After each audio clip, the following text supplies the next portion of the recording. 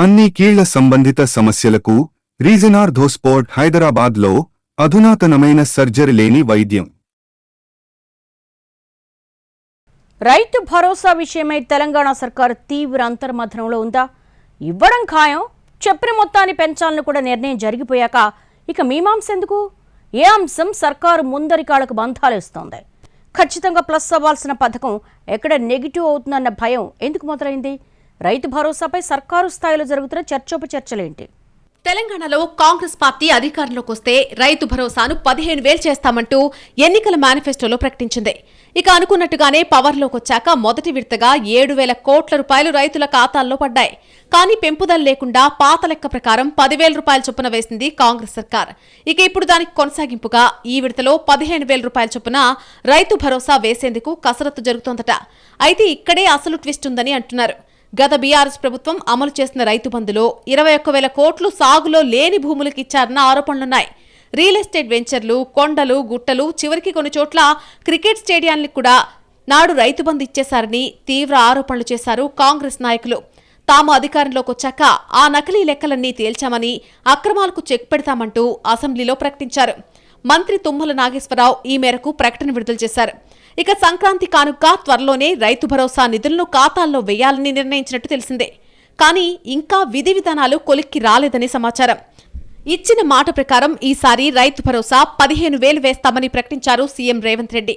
అయితే విధి విధానాల ఖరారులో అనేక అంశాలు తెరమీదకొస్తున్నాయట. ఆదాయపు చెల్లించే వారికి రైతు భరోసా వెయ్యాలా? లబ్ధిని 5 ఎకరాలకే పరిమితం చెయ్యాలా? లేదంటే 10 ఎకరాల వరకు ఉంచాలా? లాంటి రకరకాల అంశాలపై కసరత్తు చేస్తోందట కేబినెట్ సబ్ కమిటీ. ఈ క్రమంలోనే పరిమితులతో సంబంధం లేకుండా సాగులో ఉన్న భూమి మొత్తానికి రైతు భరోసా ఇస్తే మంచిదన్న సలహాలు కూడా వస్తున్నాయన్నది ప్రభుత్వ వర్గాల సమాచారం. పండించే భూమికే రైతు భరోసా ఇస్తామని నిబంధన పెడితే రాష్ట్రంలో సాగు విస్తీర్ణం పెరిగే అవకాశం ఉంటుందని అంటున్నారు. ఈ విషయంలో ప్రభుత్వం కొంత వ్యూహాత్మకంగా వ్యవహరించాలని అంటున్నారు కొందరు. కానీ లబ్ధిదారుల ఎంపిక విధి విధానాలపై ఇంకా క్లారిటీ రాలేదు.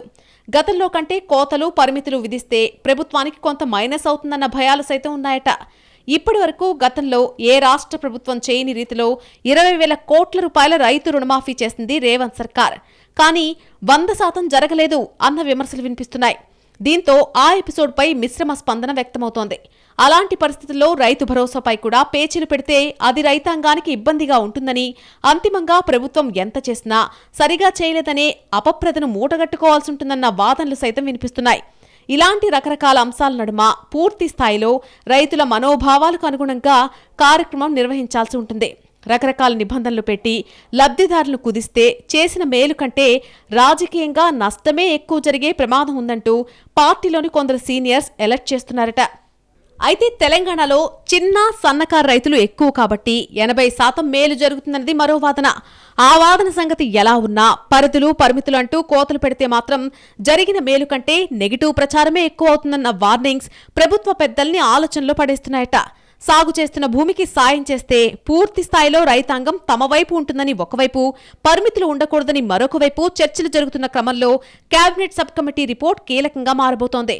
ఆ నివేదిక ఎలా ఉంటుందో, వీలైనంత ఎక్కువ మంది రైతులకు లబ్ధి చేకూరేలా జాగ్రత్తలు తీసుకుంటారా, లేక కోతలు పెట్టి కోరి సమస్యలు తెచ్చుకుంటారా అన్నది చూడాలంటున్నారు పొలిటికల్ పండిట్స్.